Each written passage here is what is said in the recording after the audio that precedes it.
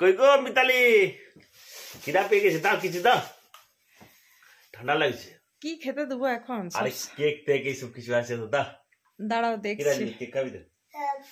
দাও কেক দাও, বিস্কুট দাও, এইসব দাঁড়াও দেখছি। দাও। হ্যাঁ না, ও বাহ, বিশাল কেক আছে। আর কি দেবো কি দেবো কিছু দাও। মস্ত বড় কেক আছে, জট করে। বাবা আরে দারুণ কেক রে।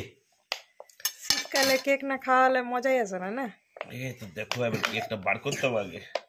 ও বাস, ঝপ্পা করে কাটি দিচ্ছি। এই দেখো, ড্রাই ফ্রুটস আছে অনেক। হ্যাঁ, শীতকালে এটাই মজা।